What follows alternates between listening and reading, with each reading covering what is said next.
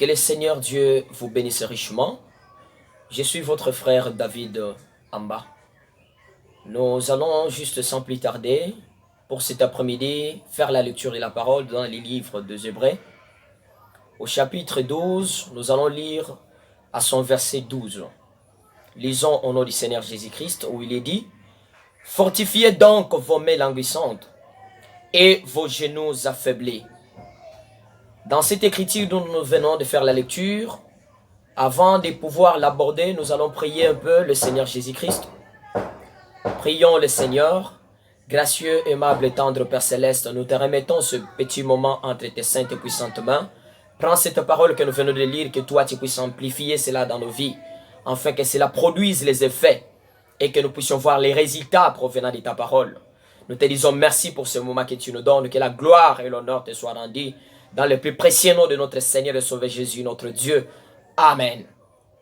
Dans cette lecture que nous venons de faire, on nous parle à ce que nous puissions nous fortifier, que nous puissions fortifier nos mains languissantes et nos genoux affaiblis. Quand est-ce que les mains d'une personne sont languissantes et quand est-ce que ses genoux sont affaiblis? C'est par rapport à la prière. C'est pourquoi nous voulons parler un peu de ce que c'est la prière et quel est son impact dans la vie d'un chrétien. Quand nous lisons la Bible dans les livres d'Ésaïe au chapitre 38, à son verset 1 jusqu'au verset 6, là on nous parle de roi Ézéchias, cet homme qui a servi Dieu, cet homme qui avait marché avec Dieu. Mais il est arrivé un temps où cet homme devrait mourir. Et le sort a été donné au travers du prophète Ésaïe. Ésaïe était arrivé jusque dans sa maison pour lui dire: tu dois mourir, après de tous tes biens, à vertu, tu dois partir. C'était un ainsi dit le Seigneur. Or, nous savons selon la parole que Dieu ne change jamais. Dieu ne change jamais sa pensée au sujet de sa propre parole. Et quand Dieu fait c'est déjà sorti, un ainsi dit le Seigneur, cela ne peut jamais changer. Mais vous allez vous rendre compte que quand cet homme de Dieu, il avait vu que le moment de son départ est arrivé, il a dit: je ne dois pas partir comme cela. Il est parti dans la prière. Il est parti à genoux. Il a levé ses mains. Il a dit: Seigneur, donne-moi encore du temps. Et Dieu du haut des cieux, il a entendu la prière de cet homme. Et Dieu parle ainsi, dit le Seigneur. Il a renvoyé encore les mêmes prophètes qui avaient dit que tu dois mourir. Ésaïe est revenu. Et quand Ésaïe est revenu, l'ainsi dit le Seigneur a été changé par la prière d'un homme. Et l'ainsi dit le Seigneur devrait être corrigé par un autre ainsi dit le Seigneur. C'est pourquoi le prophète dit qu'aucune personne n'a droit de corriger un prophète. La seule personne qui peut corriger un prophète, c'est Dieu lui-même. Parce qu'il a l'ainsi dit le Seigneur. Aucune personne ne peut le corriger. Mais la prière d'une personne a juste changé la pensée de Dieu. Et là où la mort a été proclamée, c'était la vie qui était redevenue. Là où il y avait la maladie, c'était la guérison qui était entrée. Qu'est-ce qui avait fait cela? C'était la prière qui a été faite. C'est pourquoi une prière d'une personne normale doit être accompagnée par l'efficacité de la foi. Votre foi détermine la capacité ou le degré de la réalisation de vos problèmes. C'est pourquoi vous allez voir un incrédule qui a foi en Dieu. Juste une prière faite.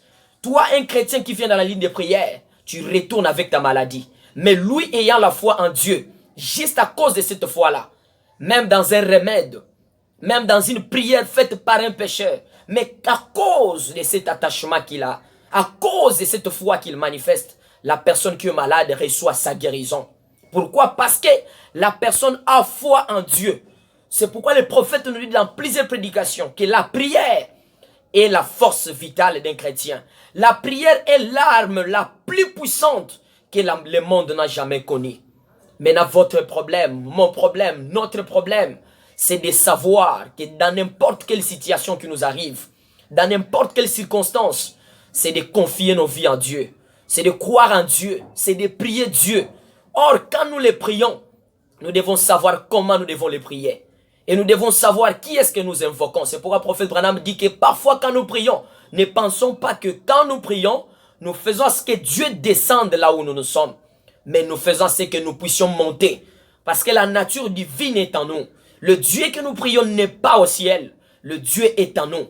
C'est pourquoi quand il y a un problème, nous avons le pouvoir d'invoquer ce Dieu-là, de l'appeler à la scène, de les réveiller. C'est pourquoi il est dit dans la prédication, les conférences, prêchées le 8 juillet, le 8 juin 1963, à son paragraphe 161. Il est dit ceci: nous n'entrons pas dans l'église corps de Christ, bien sûr, par la théologie. Nous y entrons par la généalogie. C'est juste, nous entrons en Christ. Même pour le Saint-Esprit. Tu peux gêner, tu peux prier, jusqu'à ce que Dieu te les donne. Même quand tu as un problème qui te dépasse, dont tu n'arrives pas à trouver la solution est en toi. Et le prophète nous dit que même la puissance qui va nous ressusciter, cette puissance-là n'est pas au ciel. Cette puissance-là n'est pas en Dieu.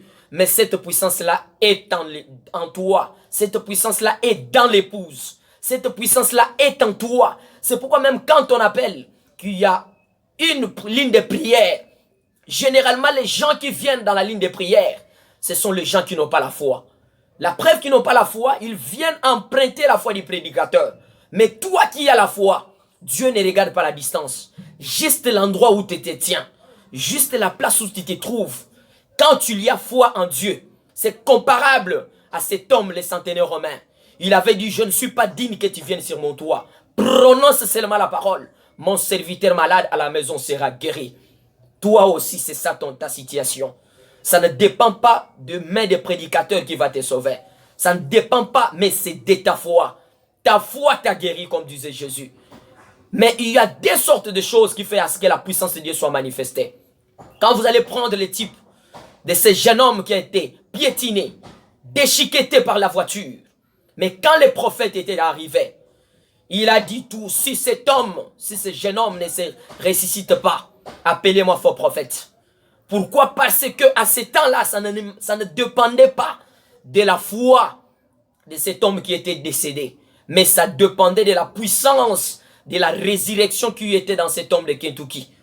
Et quand tu l'as dit, reviens à la vie au nom de Jésus-Christ, cet homme est ressuscité, il s'est reconstitué et il est revenu à la vie.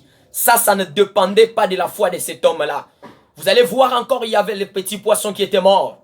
Mais c'était la prière, la parole qui a été prononcée.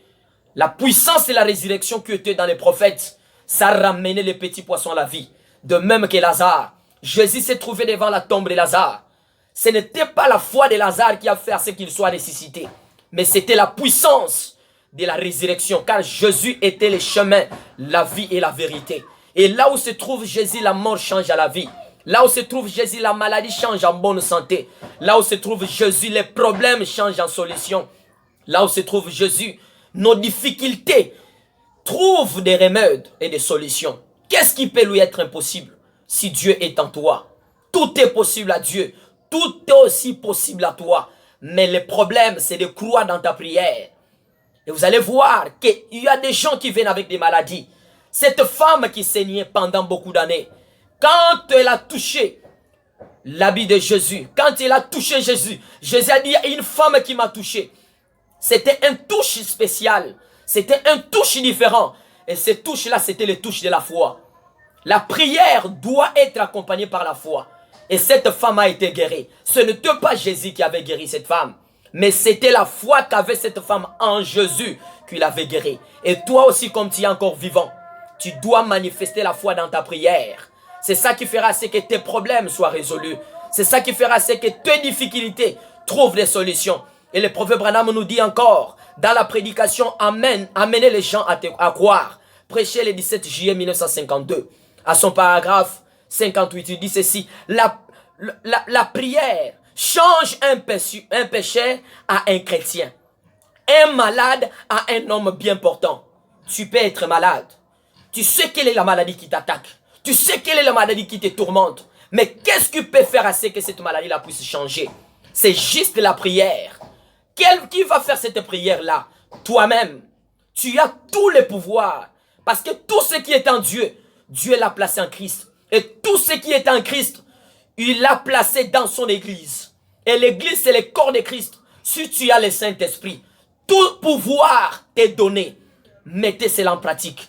Reconnaissez votre position. Agissez sur base de votre prière. Et croyez aussi dans la prière. faites par les hommes de Dieu. Parce que ce sont les rayons X qui sont dégagés pour vous apporter la guérison dans n'importe quel problème.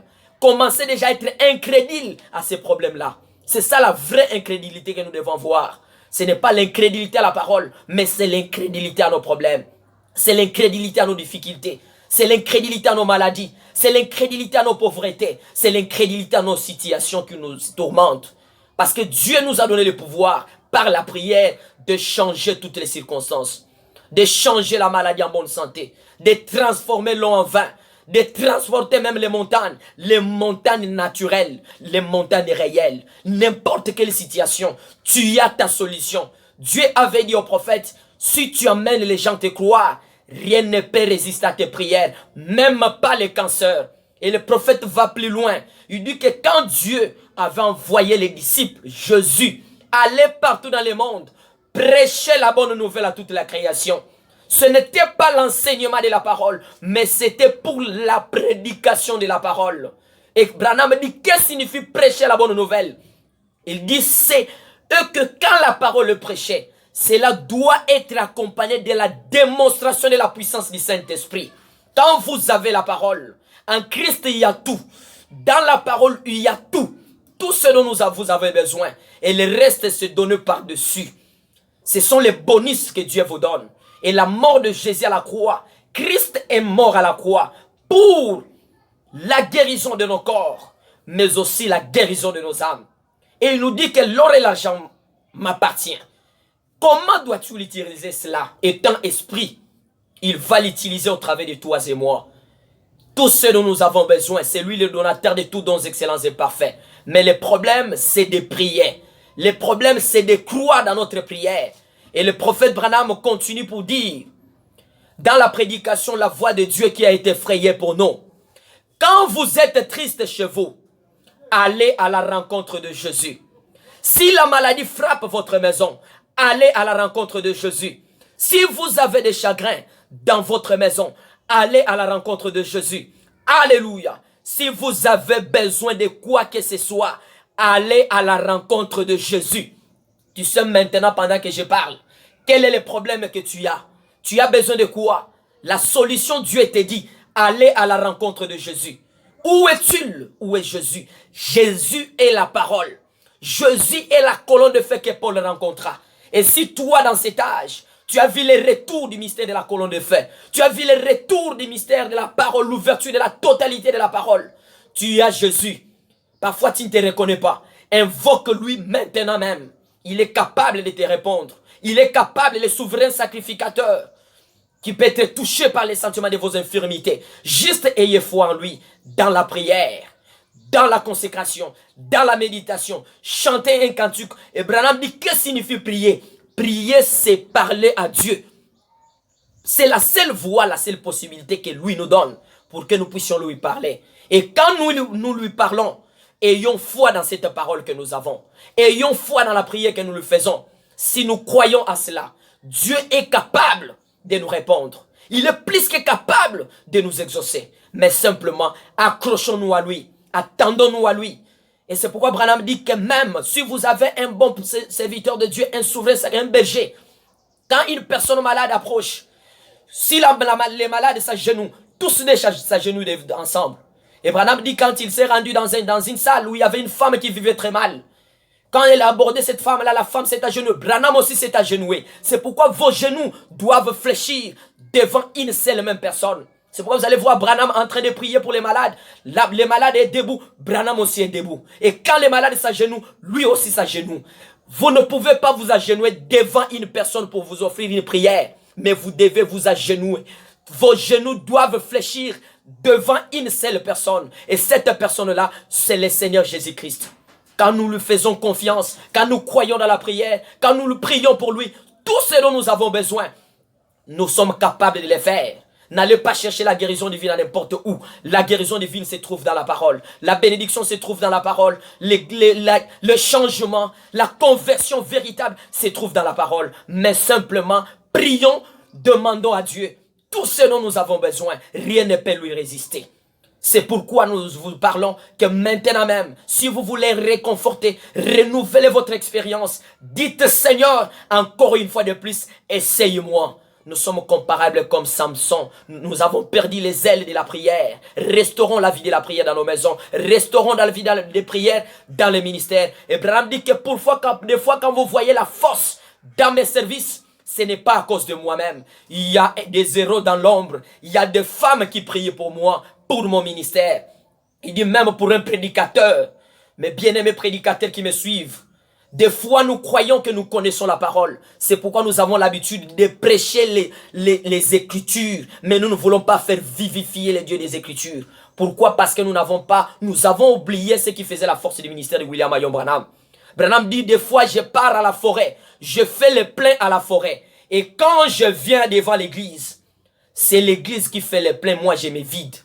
Qu'est-ce qu'il partait faire à la forêt? Il dit, des fois, vous pensez que je pars à la chasse. Mais je pars me vider dans la prière, dans la lecture, jusqu'à ce que j'attende que Dieu me donne quelque chose qui permettra ce que je puisse être une bénédiction devant le peuple. Mais quand je viens devant le peuple, comme ce peuple-là est consacré dans la prière, c'est maintenant moi qui va me vider. Tout ce que j'avais reçu, je donne cela au peuple. Et quand ils reçoivent cela sous les effets de la prière, le corps est affaibli parce que la vertu est dégagée. Chacun de nous a une responsabilité. Pour que le ministère soit enflammé, nous devons voir la manifestation de l'Esprit de Dieu. Dieu est dans sa parole. Et quand nous avons Dieu, nous avons tout ce dont nous avons besoin. Parce que lui est le créateur de toutes choses. Alors que quand Dieu et nous sommes devenus un, nous sommes devenus aussi de la parole. Nous sommes devenus la parole, nous sommes aussi de Dieu. Qu'est-ce qui manque? Jésus priait. Nous aussi, nous devons prier. Croyons à lui, confions-lui notre vie. Et prions le Seigneur. Avant de prier, nous devons chanter. Et croyons aussi dans notre prière. Dieu est capable de n'importe quelle situation. Dites que je suis déjà sauvé. Dites que Dieu m'a déjà répondu. Et quand nous croyons à cela, Dieu fera ce que nos prières soient exaucées. C'est ainsi partout où vous vous trouvez. Levez simplement la main. Dites Seigneur, je crois maintenant. Et je vois dans la prière qui sera faite. Et mes problèmes sont résolus. J'ai déjà les solutions à toutes mes situations. Et Dieu, il est celui qui te guide. Il est celui qui te répond. Et des fois, la réponse de Dieu à ta prière, toi, tu vas t'attendre à ce que Dieu te réponde de la manière dont toi tu veux. Mais Dieu te répond de la manière dont lui veut. Parce qu'il est souverain. Parce qu'il est indépendant. Il prend ses décisions selon lui. Il n'a pas besoin d'un conseiller. Mais la seule chose de faire pour toi, c'est simplement de prier. Seigneur Dieu, notre Père, nous avons parlé à tes enfants. Nous avons dit un mot venant de ta parole. Maintenant, nous prions que toi, les dieux de William Marion Branham, tu puisses entrer en scène. Tu avais dit que si tu amènes les gens te croient, rien ne peut résister à tes prières, même pas les cancers. Nous chassons toute puissance, tout esprit qui ne confesse pas ton nom. Au nom de Jésus-Christ, partout tes enfants se retrouvent, ils vont suivre cette intervention. Nous prions que tu les exauces. Nous prions que tu les bénisses. Nous prions que tu les libères. Nous prions que tu les répondes. Oh Jésus, accorde-leur les désirs de leur cœur. Que ceux qui demandent le baptême du Saint-Esprit, que toi tu les visites. Ceux qui demandent la délivrance totale, que toi tu puisses être leur délivrance. Parce qu'ils ont réussi la parole de la délivrance dans ces derniers jours. Que ceux qui demandent le bien matériel, le bien financier, que tu leur accordes cela. Au nom puissant de Jésus-Christ. Que la guérison divine leur soit donnée quand toi tu es le véritable et le bon samaritain. Nous le croyons de tout notre cœur que tu l'as fait sur base de ta propre parole, pour ta propre gloire et pour ton honneur. Dans le plus précieux nom de Jésus-Christ notre Dieu, nous avons ainsi pris des mandats avec foi. Amen.